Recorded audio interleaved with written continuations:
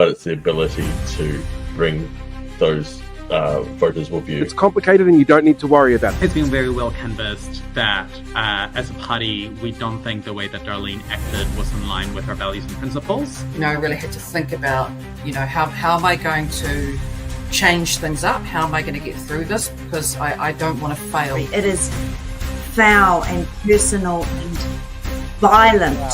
Job is to make sure that we are showing New Zealanders that there is an alternative to the divisive approach of this government, that you can bring people together. I think one of the things that any government of whatever stripe has to realise that every minister has to be a climate minister now. When you've got a country that's got a young population but they don't get involved, you might want to have a grown-up chat about that. We don't want a situation where government dictates the local government, but you want to make sure the system is set up so that it's easy for communities to make a decision. I'd be really interested to see if the officials that advise that a Crown Observer was necessary or should be put in place, or whether he's made that judgment call himself. I don't think we did, and I've said this, I don't think, because it happened quite quickly last time, I don't know that we did a good enough job of bringing the public with us. Remember, just by having Maori Wolves doesn't guarantee that mana whenua are going to be represented around the table. Suggests that whānau with a disability and those who care and support them are somehow grifters.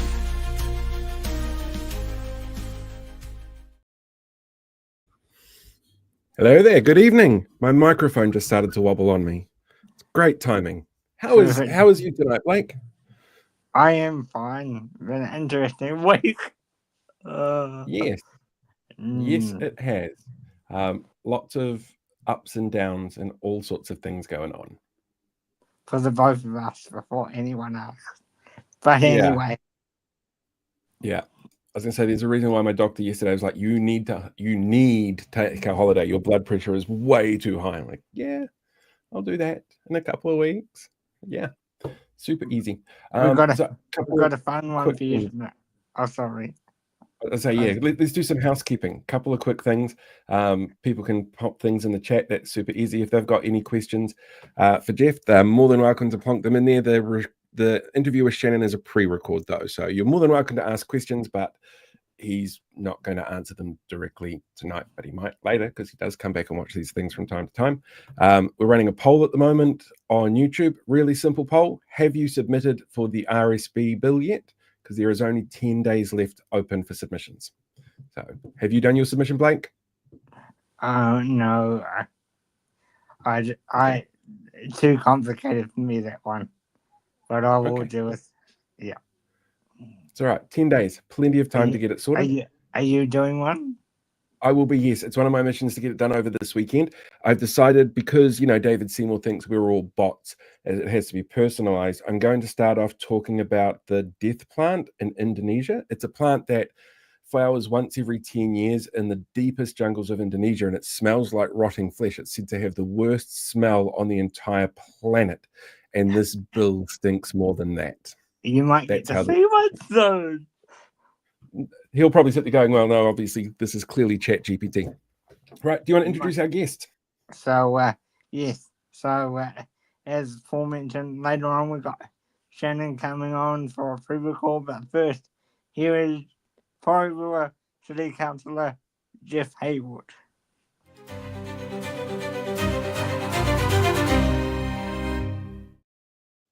I decided to go for slightly more upbeat, less like doom and gloom dramatic music for this one. Yeah. No, not so gloom and doom. Welcome, Geoff, to the man. Welcome, guys. Thank you very much. Yeah. So, Porirua, beautiful place. Can't say I've been there for a while myself. You've got council elections coming up this year. So obviously the first thing I tell people is, if they haven't already, they need to make sure that their details on the elections is all up to date. The Electoral Commission has your details. Postal ballot. Do you guys do STV or first past the post? We're an STV election, so it's all about numbers, making sure you put the number next to the appropriate candidate. Excellent. October 11 is election day this year. Nominations open on July the 5th? 4th or 3rd. Somewhere in there, yeah. It's one of them. I don't know. I'm out of the country at the time. I'm hiding on purpose. And then voting forms will come out early or late August, I think it is. and it's all postal ballot. So people need to get up to date with these things beforehand. Tell me about water. Yeah, it's a big issue. It's hardly the most sexy thing when people think about local government, whenever they do, I suppose. But it has been an issue that's been, a big part of the last 5-6 years that I've been on council. Where I live in Titahi Bay, I'm just down the road from the beach. And so for me, one of those marker points as to how well our water service delivery is done is whether or not the wastewater treatment plant, which is just on the other side of the bay, is operating effectively, especially on days like we've had this week, really heavy rain, and the water, no matter where it comes from, ends up through every crack and hole in the private and public network and ends up at those locations. That's the consequence of 40 years of underinvestment. It's not a sexy topic. I was talking to, many years ago, former Hamilton City Mayor Margaret Evans, and she was one of these people who chose to step down. She knew when she was going to be leaving. She didn't lose her election, and she decided that that was the year, like that was the term that they were going to finally focus on pipes, because every other year it's not seen, it's not sexy. People don't like to see the money spent on that kind of stuff. Over the last couple of years, we've seen a whole bunch of noise around water management. We had obviously Three Waters that came in. We saw the Taxpayers Union and Groundswell team up and do their anti-Three Waters thing because co-governance bad. And now you've got Local Water Done Well coming through, which is what the National Party and the coalition are pushing. The prices on that are looking to be more expensive than the prices would have been on Three Waters, but you can't do bugger all about it. How do you, as a council, go and ensure the protection of what's really a taonga? It's a huge asset for your region. So what can be done to protect your interests in that? So there's the first thing to say is that the current legislation isn't really too prescriptive around that space, right? And it leads you to wonder whether or not central government, does really, have a concern about how these measures, these reforms, are actually going to affect people in their own households. And you are right. The current regime, Local Water Done Well, is going to not yield the kind of efficiencies that the previous, the Labour's plan was going to do. It was a rather toxic, backlash that was based not on the merits of the issue around our infrastructure breaking down, because if it was about that, then we would all understand exactly as you said, Paul, how important the water is as a taonga, and the value that you put from the pipe, from the tap to the sink, to the drain, is in protecting that at both ends. So I think for me, and where I got to in a local context, is that you need to actually provide an actual document that confirms what every person who uses water, whether it's in Porirua or part of a wider Wellington region, has. And that's what I think is best described as a water charter. Why did you decide to go for something a bit more independent than the status quo? What we're seeing in the rest of the country? What would your inspiration to be a bit different? I think part of it is that, as I said, this has been an issue that's been bounced around, between two different governments over 5 to 6 years. People are sick and tired of the whiplash. And it is, it was a complicated enough process of trying to wrestle how do you put investment in to a system that is now so far behind. And under the status quo arrangements that we've had since 1989, they just do not work, and they will continue to fail.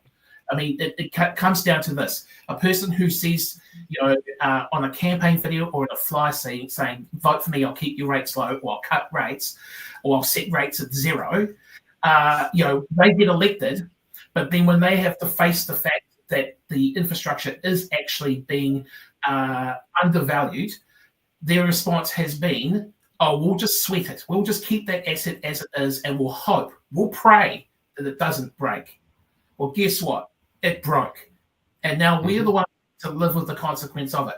No matter whether you have the status quo or you've got any of the new solutions, whether it was Labour's Three Waters or this local water done well, everyone is going to have to pay for the mismanagement of 40 years, and that's just the harsh reality of it. No mechanism is going to be make you pay less. It's just going to be, this system is going to pay relatively less than what status quo is, and that's at least progress. But more important than that, like where I got to from the Porirua situation is people here just want certainty. They just want certainty in really simple terms. They want to know that the services that they have are owned by the people. They want to know that they're not going to get privatised like they have in other jurisdictions. They want to know that you are actually committing to utilising local employers and local providers and local contractors to do the jobs that can be done. You want to make sure that the pricing for any water is fair. But most importantly, you want this organisation to be upfront and transparent about its decision making. And I think that the absence of trust is a real issue. And until we get that social license back with our water providers, I think we've got a big challenge coming over the next 30 years on top of the immense cost required. How old is the water infrastructure in the area?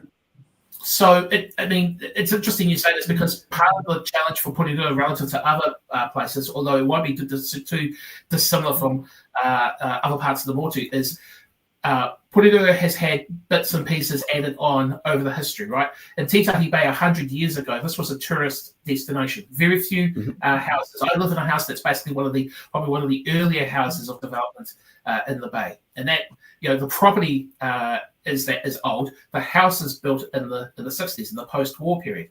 We had US Marines here during the war, and then after that, a massive construction project in this area. And so you're talking about, this is before Porirua City was Porirua City Council. You still got those old council structures. Some pipes have not even been identified correctly because they just were built at a time well before you had any kind of regulation in place. And it's harder even still for places like Wellington City because, again, they've been around even longer than we have. So in Titahi Bay, you're talking post-war, Porirua East, Cannons Creek, Waitanirua, Ranui, they're all post-war as well. You have your newer suburbs in Whitby and Aotea as well. And then obviously, as a city that still has to have a place for people to grow, we've only got one, in my view, only one greenfield site left up in Plimerton Farm. Once that's gone, we are going to have to spend even more time concentrating on the existing network because there won't be any other places to build new whare that was once farmland. It just won't be there.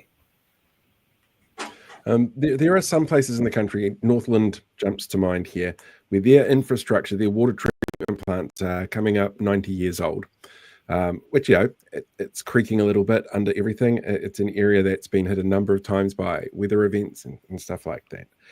Is that an issue where you are and with your neighbours? Because as you mentioned, Wellington's been around since almost right near the signing of the treaty. So I imagine that ageing infrastructure and being so connected and so close to your neighbours, that's got to be a concern as well around how something like a charter works.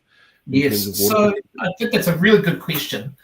And it is one of the consequences of those reforms in 1989 was that they amalgamated so many councils across the country in the interests of trying to be more efficient. But it also meant that there were certain assets that were shared between councils as well. I chair the the joint council between Wellington City and Porirua City for the management of two assets, one being the landfill at Spicer and the other one being the wastewater treatment plant, which is just down the road here. So that's the one body that we have some sort of ring-fenced accountability around that space. That services not just households across Porirua, but also the northern suburbs of Wellington City. So they are, inextricably linked, the fortunes of both Wellington City and Porirua. And this will be the same for many assets across the country. And let's just go back a step here for a second. Our wai does not respect the boundaries of councils or other structures like that. The water was here before democracy. So let's be honest about how we treat that water and the use of it and where you're taking it and where you're putting it. Water is always patient and water always wins, as a 900-year-old Gallifreyan once said. I think it's like recently being watered by friend kind of thing. Water can become the cup, or it can crash like the water. Exactly. That's a good segue to the viewer question. Yeah, as I say, I've got a question that's coming from a viewer here. Are you able to advise on any prospective Porirua candidates who are likely to seek election who are known to oppose fluoride in the water supply? Good question. I don't know any at the moment. That is to say that we still got several weeks before candidates are going to come out of the woodwork. I would like to think that people would know that I am for fluoridation. Partially because of my background in biomedical sciences when I did my degrees, partially because I think it is a public health issue and it should be managed from a nationwide perspective. And I'm glad the previous government saw it like that and actually addressed it in those terms. I understand people want to have access to water in its purest form possible. I totally get that, and He Taha Māori for me would understand that too. But we've got kids who are still struggling with poverty, and the needs of them to make sure that their dental health is enhanced is important to me, because people don't really realize this, but there's a huge amount of evidence that shows the quality of your teeth and the quality of your health are really strongly connected. If we can do something about that, we should be doing something about that. So are you saying that you know more about this than the people who have spent 2 hours on Facebook researching? I mean, that just sounds crazy.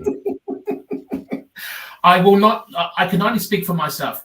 I'm a person that does want to, constantly learn, constantly update, constantly, test my own assumptions. But ultimately, I'm also a person who respects the mana of individuals who have devoted their careers, their lives, to being qualified and experienced and working directly on the shovel in these areas. If we are choosing to ignore that, then don't come to me asking me to fix my car, because I'm not a mechanic. I love it. It's a great analogy. Sam's got a question before you move on. Does here. he? Paul. What's the status of Titahi Bay Road? Oh man! For those who know, we had a big storm today. Yeah, we had a big storm today. A couple of trees fell down. For those who know, just down by the roundabout by the mall. They've been cleared. They've been cleared since about 1:30 this afternoon. But Titahi Bay Road is such an important spine to the CBD. It connects, the east and the west. It connects Kinnipiru, Alston, Takapawahia, and Titahi Bay. The interesting thing about Titahi Bay Road as well is that once you get past the city centre, it's the only road in and out of Titahi Bay. We've got tens of thousands of people that live there. If that road is blocked, we are all trapped there like a bag of carrots, and we can't go anywhere. I had one of my friends say, well, you could buy a boat. I said, yeah, that's great, but what about everybody else who can't, Buy a yacht. Surely that's the answer. Big one, an ark. Get an ark. I understand that there's a couple of ferries that would be free to a good home soon. You might be right, but and look, for those who've never been to Titahi Bay, it is awesome, and there are plenty of people who come down and use it to launch their boats or kayaks, or the surf club have their huge surf boats down there as well. It is a wonderful place to come visit. Paul, please, when you come down, come to our local cafe, have the seafood chowder. I hope you love it. But I think it's the best in the country, and I will take the Pepsi challenge on that. Okay. Deal. I'll have to find time to get down when I get back from the doctor. Your holiday. Yes. So with the election campaign coming up, I'm working on the assumption that you're going to be running again. I think it's a pretty safe assumption, eh? Fair. What are some of the challenges that you are expecting to come across in terms of what local residents have told you over the last couple of years as big issues for them? I mean, it's a good question. Water's still going to be a big issue. We've got a big debate that will happen before the election, which is basically what kind of solution we're going to commit to as part of a water service delivery plan. That's why getting that water charter in place before that vote is so vital for me. But even when those votes are done, and then we go to the election campaign, we are still going to have to make sure that the new entity follows through on the commitments that have been made and the principles of a water charter. That's still important. And one of those things about, alarm bells in the space like water infrastructure that came too late. I'm noticing this with another issue that will affect people here in Porirua, and it's the same that's been faced across the country, and that's around solid waste.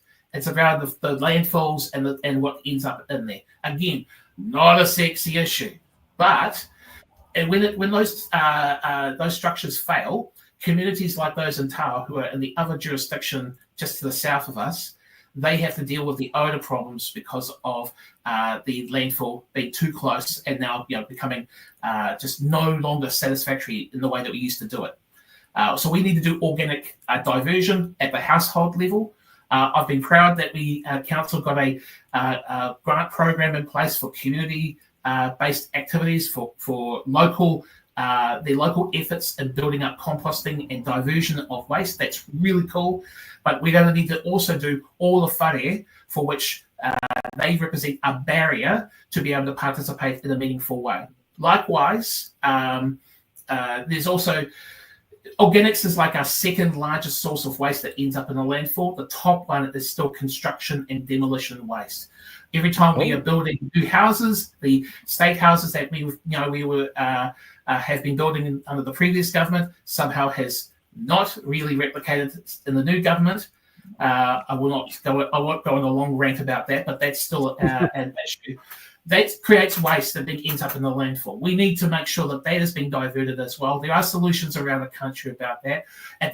My expectation is that our council will have a C&D diversion facility by Christmas this year, and it means that again we can push that stuff away from landfill.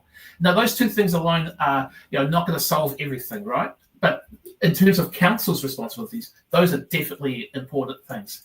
And then just equity issues, like for instance, just to use the rubbish one for example, we still use black plastic bags to collect our rubbish, right? Unless you use a private provider. That's not exactly the most ecologically responsible way to do it. But also, many people can't afford the $6, $7, $8 a bag a week to do that. They then have, it's unacceptable, but they are left with the conclusion that they will use the recycling bins they have right now as effectively as rubbish bins.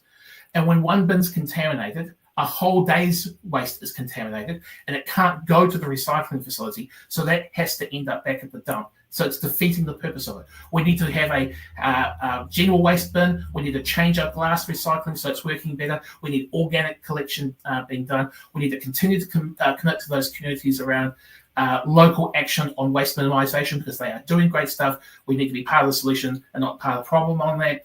And then also, we will continue to make work with central government and the commercial sector in terms of their stewardship schemes, whether it's batteries, tyres, the caps on the ends of your milk containers, to the cardboard cartons, all of those things. We need to play a role in that. And so I would expect that if we do our job properly as a community, as a council, we also expect central government and the private sector to do that as well. I haven't even started talking about the importance of having a voice for those with the direct lived challenges of accessibility, but that's also equally a challenge in terms of making sure that there is a mangai, a voice, not just as best as an able-bodied person, cis tāne Māori, I can only walk my path, and at best I'll be an ally. When we have a more representative council that has that diversity, we make better decisions. How do you pay for it? Sorry for... Funding for councils is historically bad because rating is obviously where you get your funding from. You get a little bit from developer payments and stuff like that, but it's not enough. It's quite clearly not enough all across the country. So I guess the better question, instead of how do you pay for it, because I know how you pay for it, is what could be done to make sure that rates burden isn't quite so much on everybody knowing what they're paying for. Like, are there other revenue streams that you'd like to see introduced, or other ways that council could look at raising funds. A bake sale, maybe. I'm always a big fan of those. Yeah, I mean, you could not create a system more equitable for people who have the least than to have effectively a property tax, which is what rates are, and the fees and charges which carry GST, right? Both hardly progressive measures that help the least. And so we have a stacked deck against us on that. And central government will, play hard and fast where they'll want us to make more commitments in this space, but they won't provide the money to do so. Or we walk down the path of them on something, and all of a sudden the funding gets pulled. Like I was telling you before about Titahi Bay Road, and there we need to have resilience built into that section of road on the harbour side. We need to, it's because it's a causeway for those who don't know, and we also need to provide multimodal transport options so that people can use it not just for cars but also for cycling, for walking, and so forth. Scootering, whatever. If you're on your mobility scooter, a safe pathway that can be used. Now we had walked down the path with Waka Kotahi, NZTA, and we were working towards getting that that project finally done. And then the new government chopped $6 million out of the budget. And that means that project can't go forward. It is immensely frustrating to see that kind of stuff. And this is the kind of thing where central government, is not being part of the solution. They say focus on the basics. A road for most people is a bloody basic thing. And now we've got to play catch up. So to answer your question, now that I've got there, the local government New Zealand's talked about trying to introduce GST being given back from the rates back to the councils. And I have a nuanced view around this, because it actually, you might get more revenue, but it actually doesn't solve the problem around the council table. If a mall, like what we have in Porirua, has more customers going in it than it did a year ago, we don't receive any more in rates. If a house has more people in it or has fewer people in it, it doesn't matter. The house is still the house, the property value is still the property value. So when we are making decisions about whether this is actually going to grow the local economy, we can't, because the only people who benefit from a growing economy is central government. So actually what we should be thinking about is looking at those models that have been utilised overseas. Australia has I don't want to replicate the Australian system, but at least the principle of taking the pool of money from GST and then redirecting it back either on per capita or by some other allocation means that at least councils can say, okay, when we make a decision, we could at least see what that could mean in terms of increasing the GST take, which means we would increase our ability to actually gain revenue. Now, again, yep, it's a slightly better model because it will take pressure off the rates and broadening out your revenue sources. There are stuff around the bed tax and so forth, but that won't really apply for Porirua because we're not a huge tourist destination like Queenstown or Rotorua. So again, we don't have the levers in place because central government has chosen to make it convenient about it. And one last thing about this: whatever we do, whatever new revenue system we have, we still have to have social license. The people still have to be able to trust local councils, if they've been given these new funding tools, that they will respect that and use it wisely. All right. Any more questions, Blake? Yeah, you mentioned earlier about the council being one of the most transparent in the country, right? Well, being transparent. How do you hope to continue that when there's likely to be quite a bit of turnover in this election? I think, I kind of look at it like this, right? You've got a garden and you've got a gardener, right? Now, the garden is only as good as the gardener. And so you're right. There is some, you're inevitably going to have people who are going to come on and off council. And I know one day I will no longer be on council. So, You want to build institutions, you want to build rules, you want to build expectations that develop the culture and not the other way around, right? You know, when the council, when I was, again, pushing and advocating for them to change their workshops from being by default closed to being open by default is a big deal, right? Because what it means then is that the public have at least some idea of what you are doing. I use a phrase a lot, you know, at school, I kept being told, show you're working, show you're working. And so that's what this is all about. You know, it's about showing you're working, actually showing when workshops are on, you know, providing all of that information in advance so that people can also access it, so that they can participate in it. Having our council meetings on YouTube. And I apologise to anyone who can sit through some of those, because, you know, if you are looking for a great tool to make you fall asleep in the middle of the night, I think that probably would be, you know, listening to our council meetings. But in all seriousness, being able to show how these decisions are being made is a good way for us to be held accountable. Because in the end of the day, all I've got is my word and my vote. What do you hope that some other councils around the region and the country take away from your council being more open than a lot of others right now? And you, two-part question. So the second part is, you guys are looking at doing some sort of referendum to amalgamate the councils. If so, why? Because there's a lot of controversy around that, and I want to get your take on that. Yeah, I'm gonna answer the first bit really quick, because I think there's a real big that's a big tuck in for the second part, right? The first part is that people shouldn't feel uncomfortable with the idea of being more transparent in the process, right? I do want to protect staff and officers from abuse. That is important. We as elected representatives are going to get a bit of that, but I will not tolerate personal attacks on individuals because they've got no better arguments available to them. If these types of conversations were happening in the pub, no one would allow it, But social media, for all of its benefits, still allows that kind of behaviour to go unchecked, and that's not right. To the second part, people can go check what I've said on this issue around amalgamation.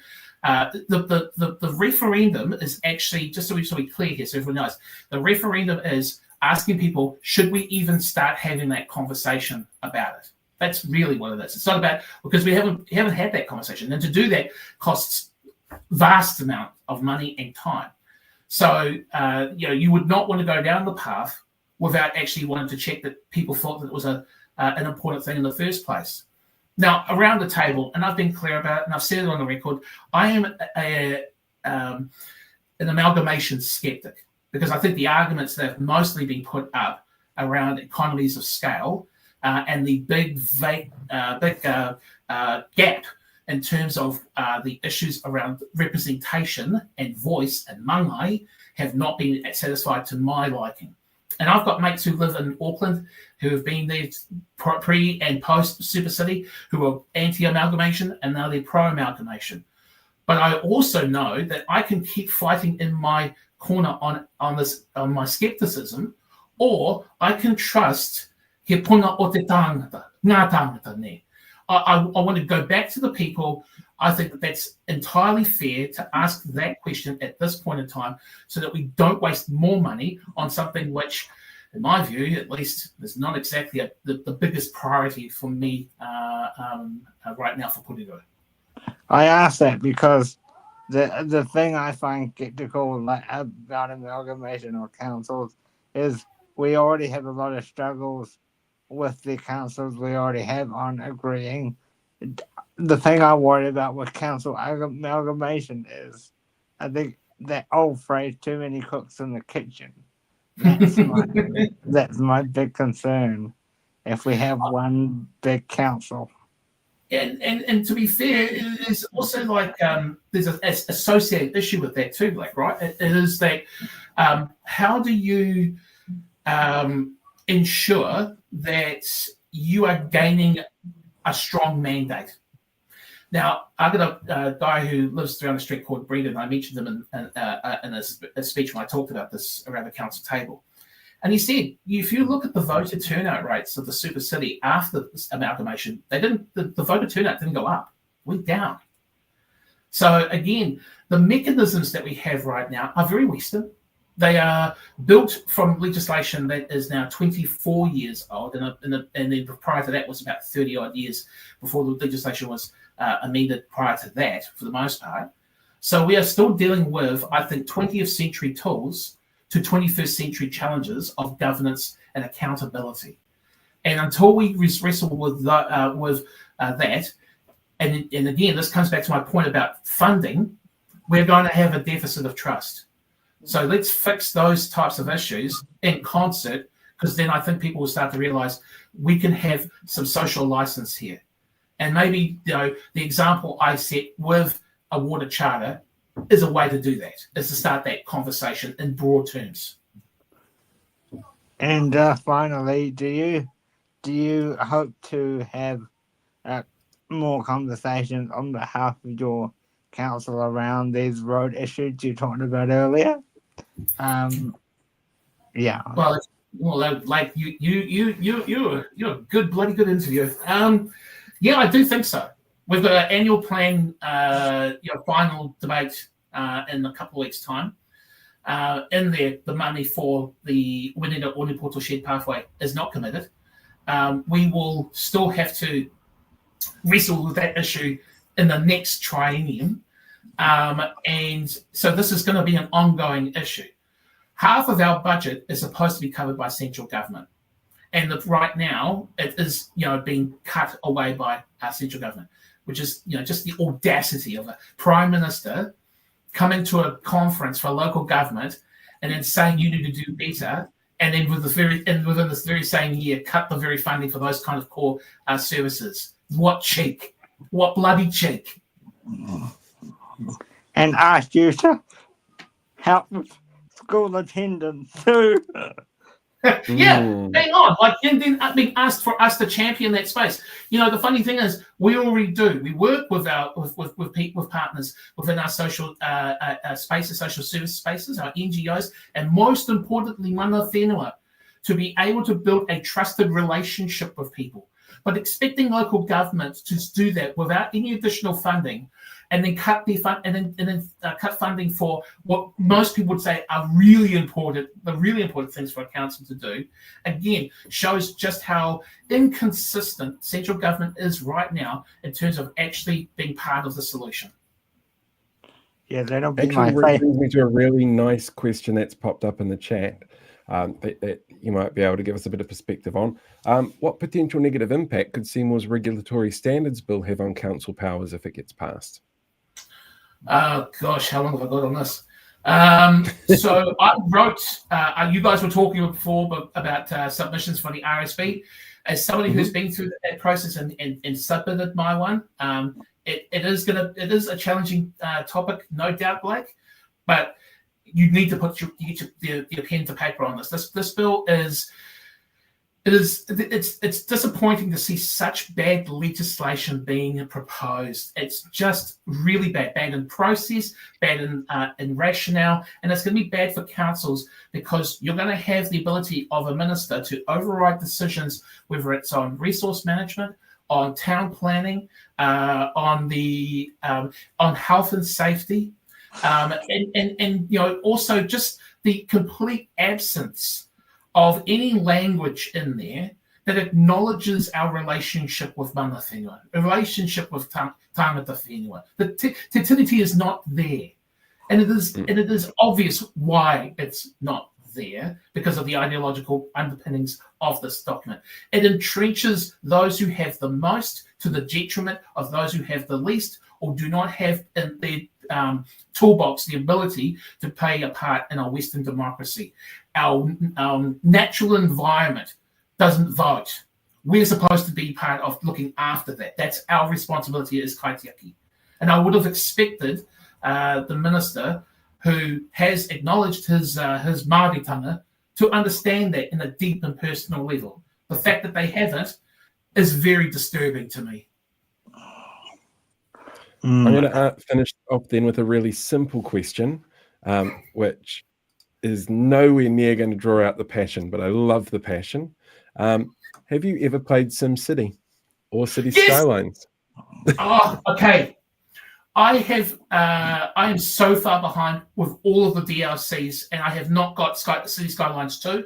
I think it's an awesome game, and it does, the computer models, right? So they're not life. They're not the perfect encapsulation of life. But what it does remind you is that it is a balancing act. Anytime you've been elected to office, I always think of this phrase by JFK: you are given two equally bad choices. You pick one, and you learn to live with the consequences of it. So whether you're building a city in a computer, or you're trying to serve a city as a representative, a kai kainahera, you need to be able to understand what the consequences of those actions are. I'll give you one last story.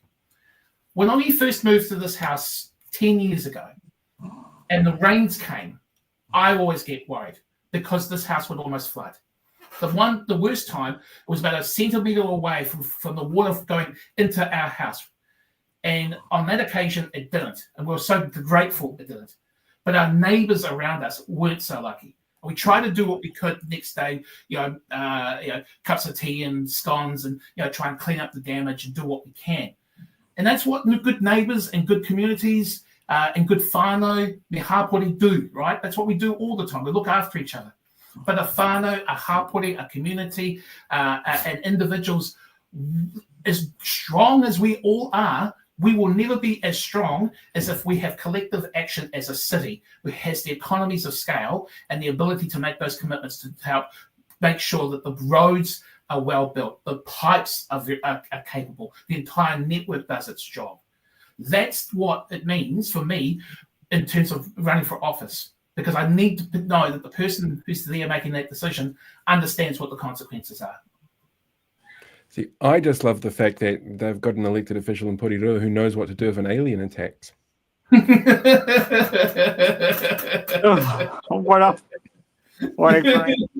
a great way to end the interview. Absolutely. This has been amazing. Thank you so much, Geoff. We used to do SimCity in school for geography class. Like it was the teacher's lazy way of going, here, do this. But I've always wanted to, during a mayoral election, like recreate a city and get the mayors, like the mayoral candidates, actually give it a go and see whether or not they can actually run the virtual city without it crashing and burning. But I just don't have the time to build a city like that. I agree, Paul. I love doing that on Twitch. That'd be awesome. But most of the time with my mates, I'm actually playing cricket games because we try and rekindle what it's like to watch a cricket game when it's bloody cold outside. So fair, very fair. Brilliant. Thank you so much for joining us. No, thanks for having me, guys. I really appreciate it. You're very welcome. Thank you. Take care. Bye-bye. See, I learned more about Porirua than I ever thought. The comments that have been coming through have been absolutely fantastic. Very, very supportive. Love how Geoff speaks. It's awesome to see. How good was that? It was really good. Really good. So while we're talking local body politics, I'm going to use this as an opportunity to give a preview for the documentary that I'm working on, since that's also about local body politics. And then we'll go straight to Shanan after that. So we don't always run out of time. Yeah, exactly. So this is actually a snippet that's about, I think, 10, 15 minutes into the documentary itself, looking really specifically at an astroturfing group down in the South Island. So let's get that one up and running. All 6 of his suggestions are groups run by Voices for Freedom local coordinators. Not that they'll tell you that, and they're all involved in local resident and ratepayer groups that they've set up, with Palmerston North and Whanganui predating Harris's group, and the others following after Harris showed them how he set up his group, which is why the naming conventions are different. In Canterbury, the Facebook page for concerned ratepayers has one video about the evils of fluoride and a bunch of "hey, come meet us at the market" posts.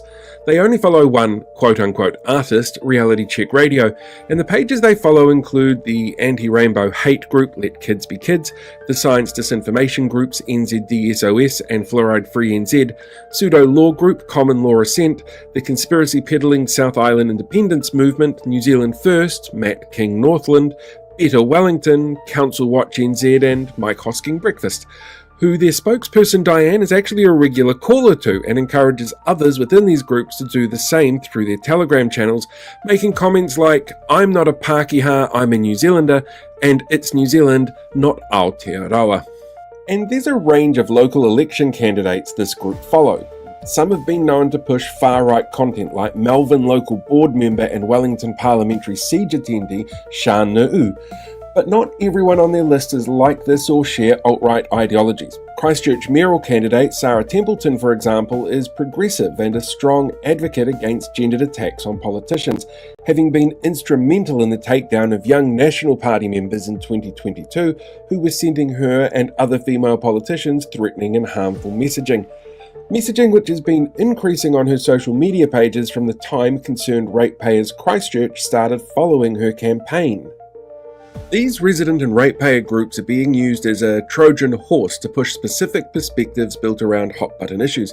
We can track their growth and spread and see common messaging, altered slightly to help them assimilate into local communities before building a base of followers who think of them as a legitimate concern group.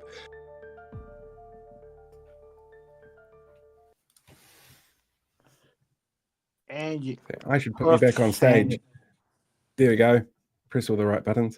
And you can watch the full documentary on the 30th of June. Yep, there'll be a premiere on YouTube. It'll be a specific YouTube premiere, and then I'll do a live Q&A session afterwards. There's so much, and that's just like a really short little clip. Really short. If people want to, if they stick around, I might show a second clip after Shanan if we've got time, or after the news before we go. But we'll worry about it then. In the meantime, we should probably jump over and check out Shannon's piece, shouldn't we? You'll love this one, guys. It's really good.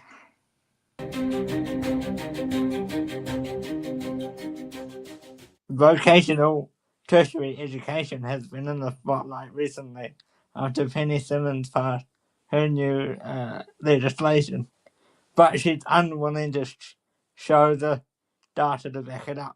Here to talk with us about it is Labour's spokesperson for that, as well as Rainbow Communities. Welcome, Shanan. It's a pleasure for you to be back on the program. Kia ora, my friends. Good to see you, and thanks for having me. So, how are you? We're on a recess week this week, which is a good chance to get out and about with our communities. And I think sometimes when we're in Parliament, we get caught up on parliamentary political issues of the day, and it's a good test when we come back to our own community and see what's important for them. And I guess what they're still saying is, you politicians really need to focus on the things that are important to us. We don't think the government's doing that. So, that's our job. In the intro, I mentioned about you're waiting to see the data that on this new legislation that's been put through. So what are you looking for?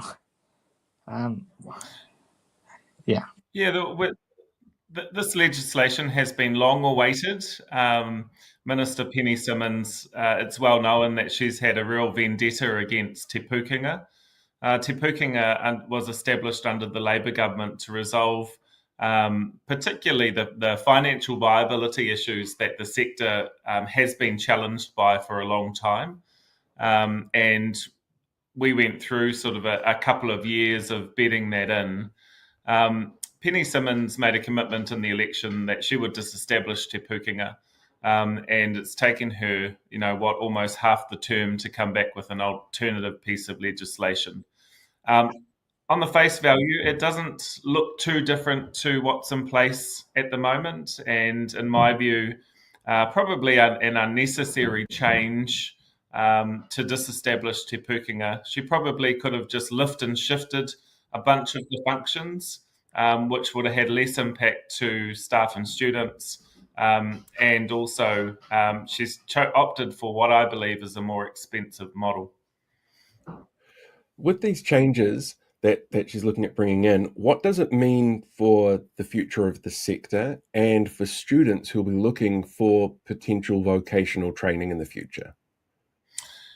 Well, what we've seen and what's being reported at the moment is a series of job cuts across the sector, particularly in polytechnics. We've seen that across Welltech and Whitireia, who service students in the Wellington area. We've seen that at EIT across Te Tairāwhiti, Gisborne, and Hawke's Bay. And so it's more instability for the sector, really, which is the concerning part. Last week, I quizzed the minister about her, if she's worried about this, what she's going to do about the job losses that are being reported on. She said it's not her responsibility, it's the responsibility of the institution alone. That doesn't really demonstrate the leadership that I want to see for students and staff. They've gone through a really difficult period over the past couple of years. Her plan and legislation really kicks the can down the road now and pushes it out for another couple of years before staff and students get that stability. So I'm worried about that. In terms of that stability, you mentioned before the financial elements of it. I personally see vocational training in those kind of providers as a service, not a business. So it's not about turning a profit, it's about providing skills to increase productivity and increase workflows and increase workforces. The changes that are being proposed sound to me like they're driven by the idea that this is something that has to make money. Am I far off the mark on that? You're pretty close, actually, and that's one of our major concerns, is it's a step towards greater privatisation of our public education system. That the minister does use the language that institutions are a business rather than polytech institutes, as we know of them. But, again, what underlies the problem here is that it's not the sector hasn't been financially viable for a long time. That's what we set out to resolve as a part of Te Pukenga. I understand that Te Pukenga is now running a surplus, which is everything we wanted it to achieve. And now the minister's coming in with an alternative plan, but she has refused to share the financial information available to her with myself, who's scrutinising the legislation, and she's removed that right of the public to be able to see actually if she's got a better plan, then she needs to provide all of the information, including the fiscals. You mentioned that in your note that you sent us for this interview that the Pacifica and Maori population, as with many things in this country, are significantly undervalued when it comes to this area of society. What would you have to say about that in more depth? Yeah, institutions are outraged by this decision that the minister has removed equity funding for Māori and Pacific learners in our education system. We know that they are the most underserved. It's a fact. It's a part of the Tertiary Education Commission's strategy. But for a long time, there's been investment in additional initiatives to support the pastoral care and the academic achievement of Māori and Pacific learners in our system. The minister has ignored all of the advice from officials and from institutions on this. There's no evidence to support the decision that she has made, and so that will result in worse outcomes for Māori and Pacific learners. That really bothers me because alongside that, she's erased references to Te Tiriti o Waitangi and Te Ao Māori within the legislation. They've done that also as part of the overall tertiary education strategy. So the ability for Māori and Pacific to learn in the way that's best for them isn't a good outcome, and she's got to be held accountable for that decision that she and her government has made. I've got some stats here in front of me around this issue. The current unemployment rate's around 5.5%, I think 5.2, 5.3% for the general population, but the unemployment rate for Māori and Pacifica is sitting at around 10%, which was something that was predicted when the fair pay agreements were put through. If you don't have this, this is one of the outcomes that could look at happening. And of course, the government removed that. When we see the long-term effects of those kind of numbers, how does that impact communities when you go, well, look, the training opportunities aren't necessarily there, the money's better overseas. How does it impact the wider community, knowing that they've pulled these out specifically and said, no, we don't need them? Yeah, we know when unemployment is high that tertiary enrolments are high too. And despite being given advice on this, the Minister hasn't responded, or in this year's budget hasn't put any additional funding in to fund tertiary training providers to educate those learners while they're out of work. So, here's another example where the Minister isn't looking for any advice. On top of that, over the past 3 years, year on year, we have 9,000 odd less apprentices coming into the system than we had under the Labor government. So that doesn't include, all of the tradies that have gone off to Australia. But year on year, we're losing $9,000. They cut the apprenticeship boost scheme. They've cut funding to the Māori and Pacific Trades Training Scheme. And so I just don't understand how we can grow tradies for a construction sector that desperately needs workers. Who is the government and the Minister listening to? When COVID hit, I was working with a recruitment company that worked with engineers. And they were finding that they had this real problem with outreach in particular, because the people who work in that field are older. They've been working in it for years, and we weren't getting younger people coming through for that training. And they were really excited about the idea of that first year of free fees, because it's an enticement to get people coming through, and they were starting to see those numbers come through. That removal of that first year of fees free and putting it into the third year, I realize we probably don't have the data yet on how that impacts numbers because it's such a recent change. Have you had any feedback on the ground about what that impact is starting to look like? Yeah, many students can't access tertiary education full stop because there's no support mechanisms to even get into the system in the first place. Shifting that to third year is, that's targeted to a different group, and that's a different argument. The reason why Labor put their first year fees free scheme in was about access. I still believe that that's required. And that we took a universal approach. This government doesn't like a targeted Māori and Pacific approach. So, I wonder why they don't support a universal approach. But also under this government is that they've enabled tertiary institutions to increase student fees up to 6%. So they're making it harder and harder in a cost of living crisis for students to access tertiary education, while there's high unemployment. And, we've got to be worried about that. Do you mind if we switch over to your rainbow portfolio for a bit? Okay. Yeah, no worries. So earlier this week, we put out a thing on 4th page about the constant attacks leading into the local government about, astroturfers coming out of the woodwork everywhere and pushing it. How disturbing is it to still see this happening on a day-to-day basis? And I know you happen to comment on the post that Paul put out. Yeah, my heart always goes out to people from our rainbow communities who are wonderful advocates to many of our most vulnerable. And so whether that be Paul or, whether that be Jennifer from PATHA recently, that the hate that is being spread online, is not the Aotearoa New Zealand that I think many people believe, that we should be. Second to that is that, I do hold the government responsible for a lot of this behaviour.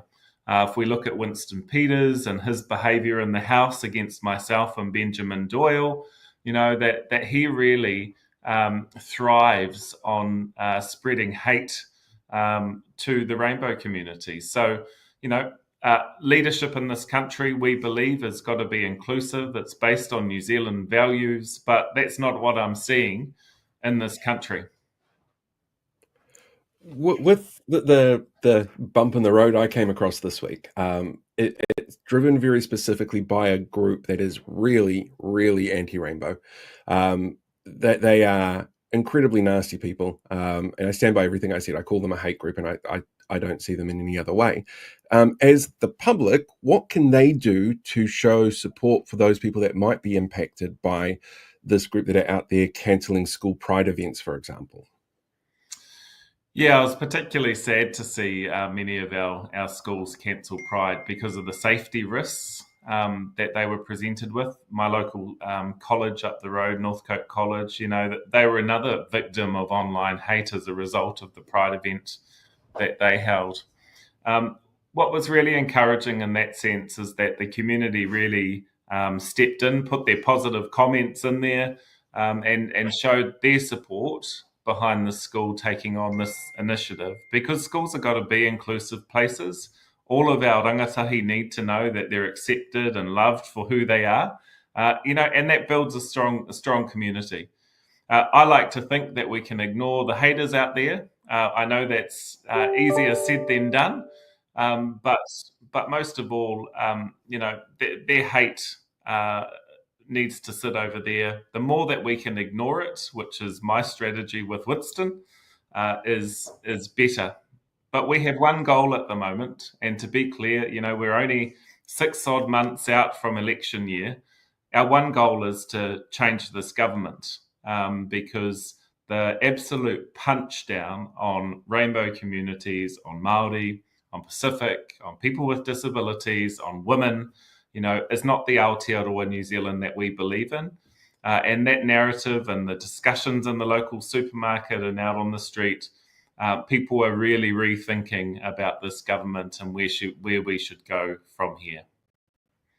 I mean, I tend to ignore the hate when people, because I know it's not true, when people come up to me, because I know it's all at risk of being in the public eye nowadays, of saying, people are taking advantage of you, this person taking advantage of you, don't listen, they're brainwashing you and all that kind of thing.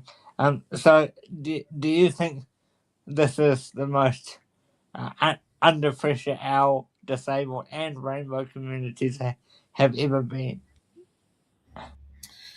Well, my biggest concern in this hate is the use of predatory language upon the rainbow community. That's hurtful, it's not accurate, it takes away the relationships that we have with our children and our whānau, and quite often it's put up on social media. Compare the levels of abuse from the rainbow community between churches, and it speaks for itself. There are no concerns there. That as rainbow people, we have the right to love our family, to engage with our tamariki in the normal ways that any family in Aotearoa does. And so that hate and that particular language is just awful and unnecessary. And I'd like to see a little bit more leadership from the government calling that language out, not encouraging it. So as we speak, I've actually just been getting text messages here from a medical practice in Wellington. Anti-trans protesters have raided a doctor's surgery down there.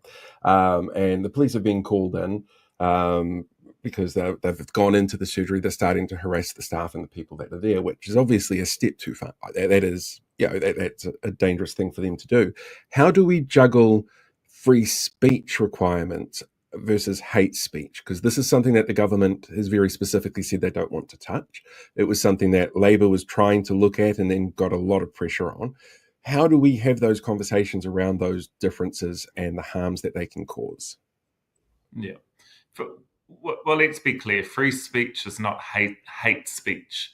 The moment that your discussion, your opinions are becoming hateful and are impacting on others and shedding and positioning people in a negative light, that is hate speech. That's not your free speech opinion. And the second part is about where you share your free speech. And if you expect to speak negatively of any particular group, including the rainbow community, in a public way, then that can easily cross that line to become hate speech, rather than just your free speech. If you're in your house, you're sharing opinions over the kitchen table, that's all up to you, and that's within your own private environment. But the moment that it impacts on others, then it becomes concerning, and that's when we must stand up against it. The fact that they're coming after me is quite disturbing, but it's all part of being in the public eye, I suppose. That's right. We all, take the odd hit because of who we are and the lives that we lead, chosen or not. But this is where we normally expect a government to stand up on every New Zealander's behalf, to build a society, that is safe for everyone. And that's just not the leadership that I've seen from Prime Minister Luxon, particularly Winston Peters when he was the Deputy Prime Minister, but this government overall.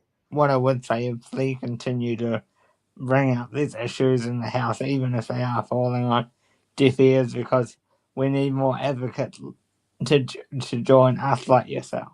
So, please. Yeah, that's right. But also alongside that, we've got to maintain our focus on the things that are important to our rainbow communities.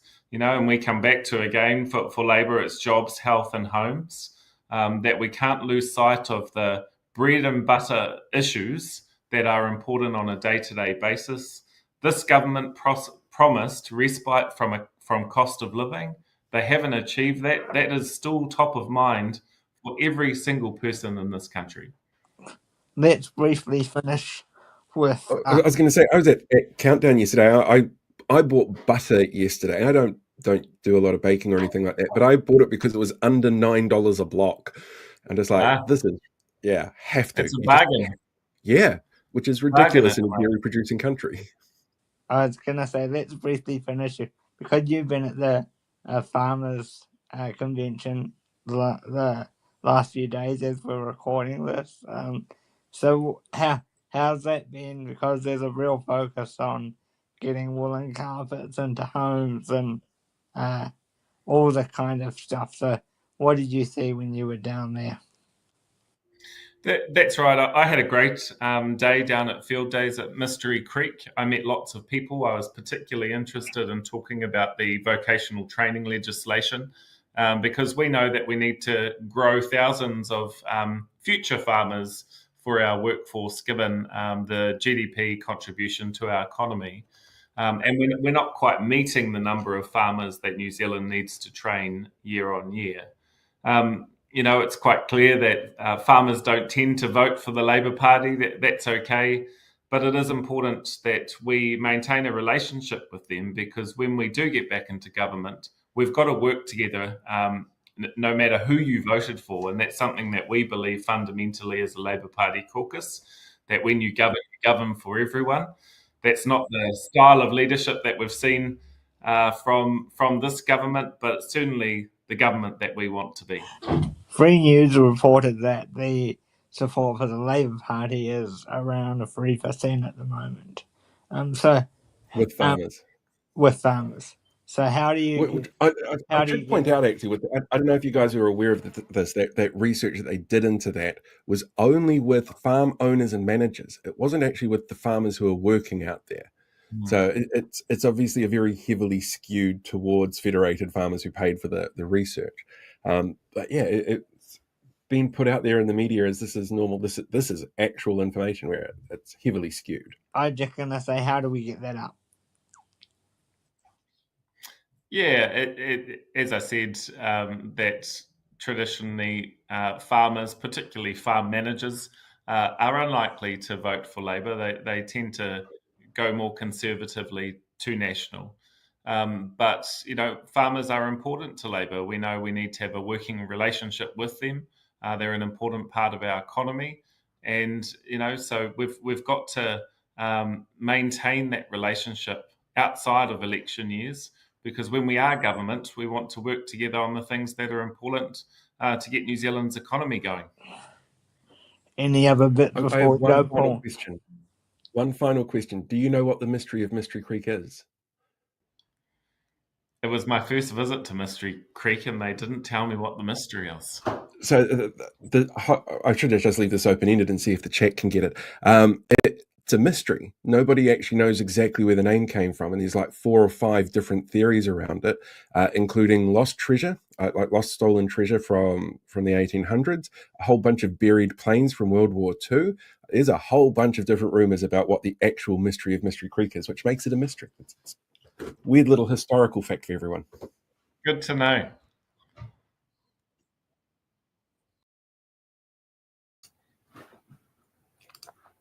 Right, that's it. I should have done a sign-off thing, and I didn't, and it's just been one of those days. So, I'll give you your microphone back as well, so you can talk now. Yeah, I enjoyed doing that.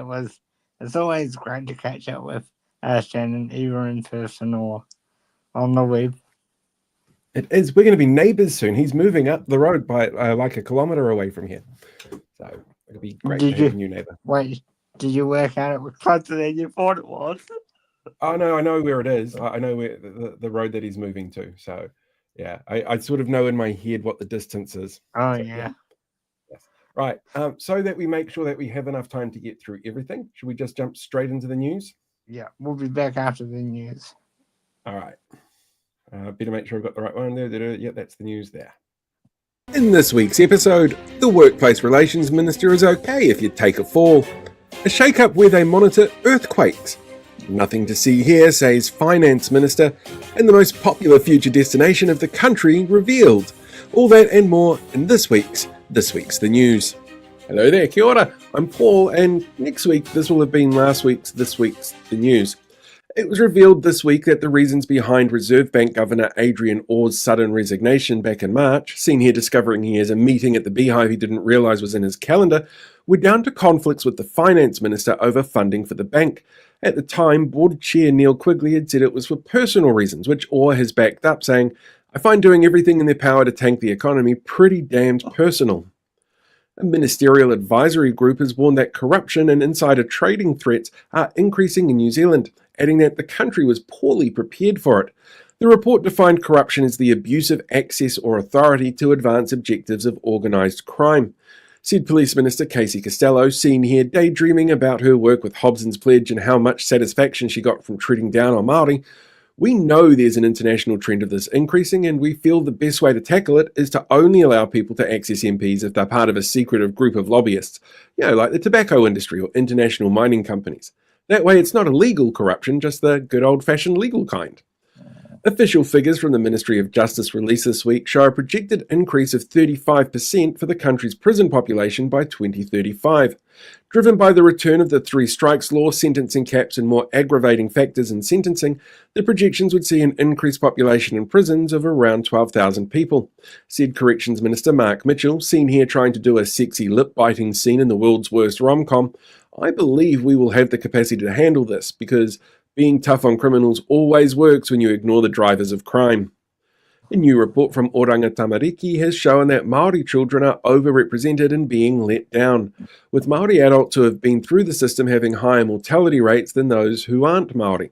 Those who have been in care were also 9 times more likely to need emergency housing support and half as likely to be able to find long-term employment, said Children's Minister Karen Chow, seen here trying to live, laugh and let kids be hit in boot camps.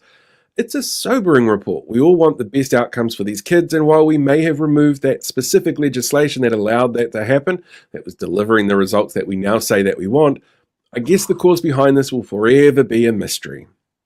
GNZ Science is asking for voluntary redundancies from its 24/7 geohazard monitoring team in a drive to pay for landlord tax cuts, which may result in the centre, which provides around-the-clock detection services of tsunamis, earthquakes, landslides and eruptions, no longer being staffed at all times, said Civil Defence Minister Mark Mitchell, seen here trying to show you what a tornado sounds like. "We're sure the geological fault lines that the country is built on will understand that they can only move during office hours, and everyone knows that tsunamis don't hit at night." A youth hikoi is to be held in Auckland this weekend to raise awareness of the number of young people currently experiencing homelessness, some as young as 11 years old, according to advocates. The latest data shows Auckland has seen a 53% increase in people sleeping rough between September and January, and reports have emerged that people fleeing domestic violence are being turned away from emergency housing at WINZ for contributing to their situation. Said the Prime Minister, seen here in an earthquake that remembered to hit during office hours, "Look, What I'm saying to you is there is no evidence that I've wanted to see or allowed in my office that shows our policies and punitive approach to welfare has anything to do with why 11-year-olds are sleeping rough. Why don't you focus on those Kiwis who actually work hard to become billionaires instead? They're good people who deserve our admiration a lot more than some homeless kids. The ACT Party is set to announce its list of candidates for the upcoming local body elections shortly, saying that the process of selection is now complete. David Seymour, seen here with his former advisor on how to select people, has said that they will stand on a range of policies which include fucking over the environment, fucking over Māori, and sucking any joy from communities.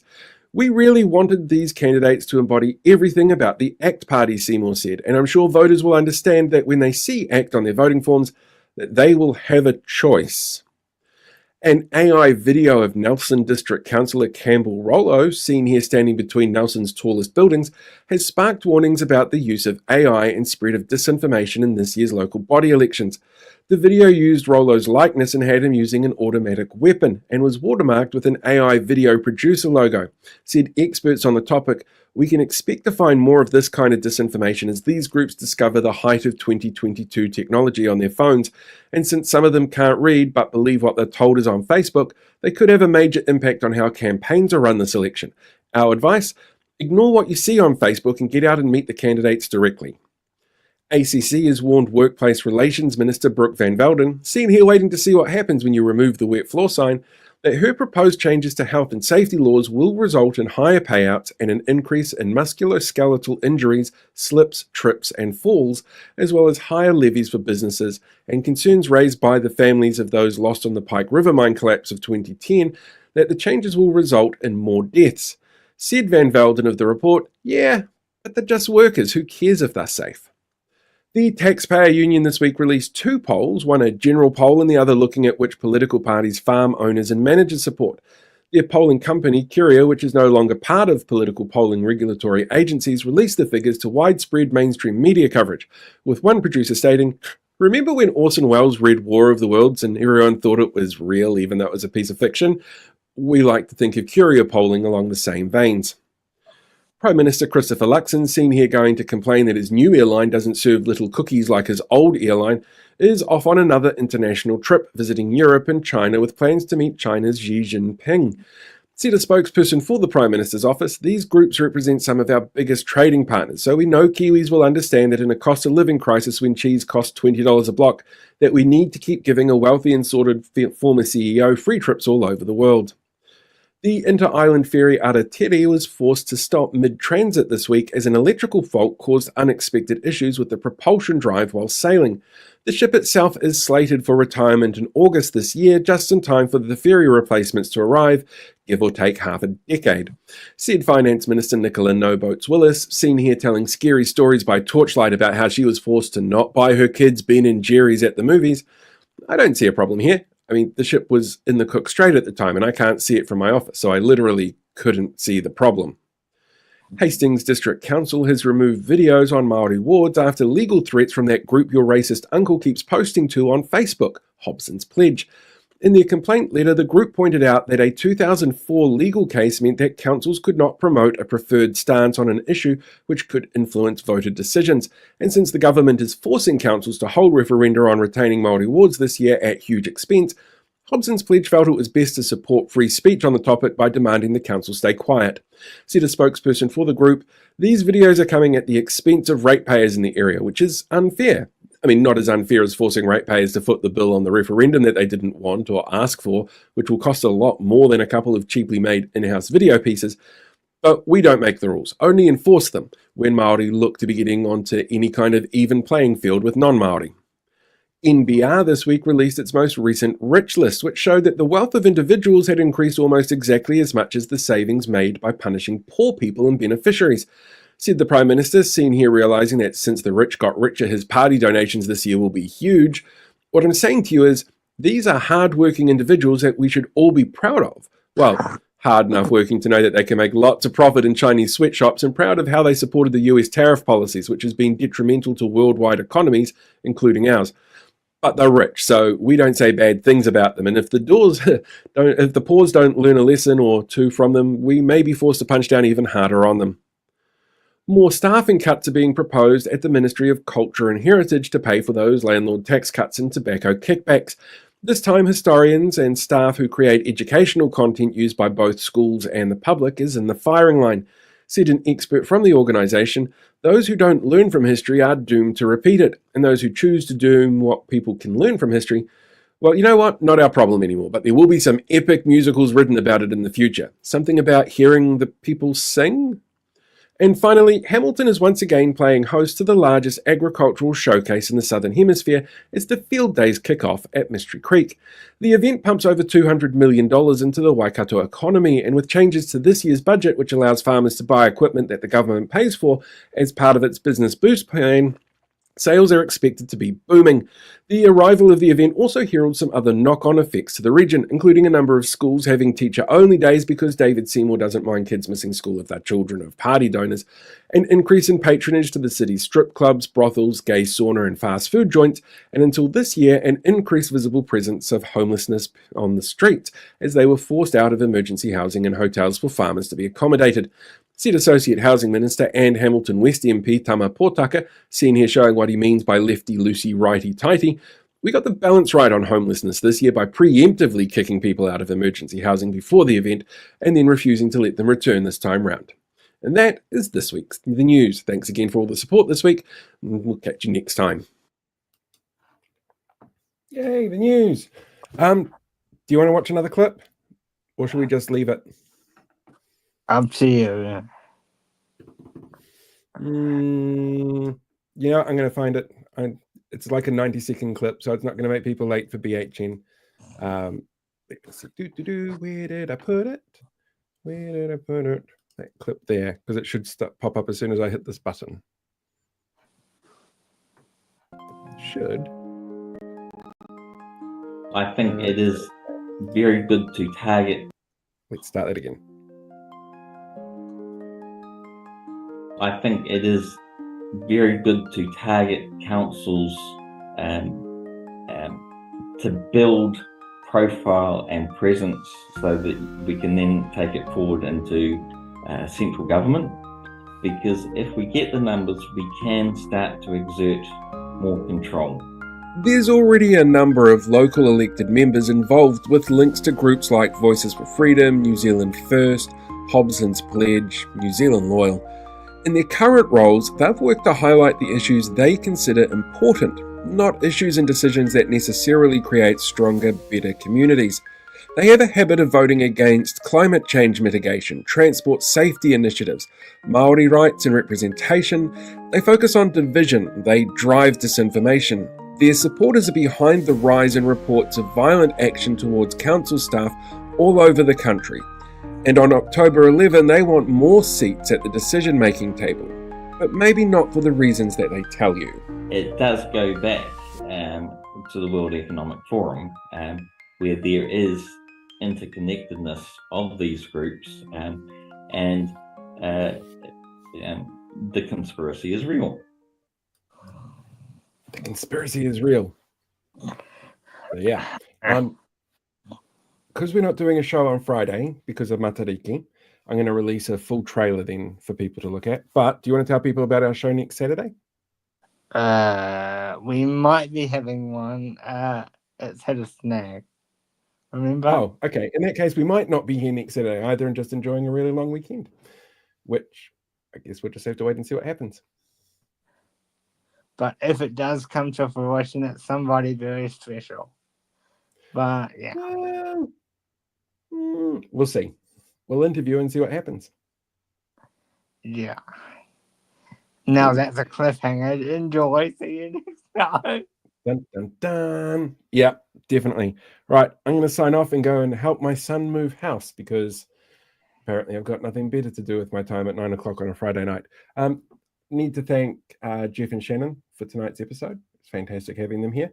And we will maybe see people next week. Maybe. Yeah. All right, I'll hit the button. Bye.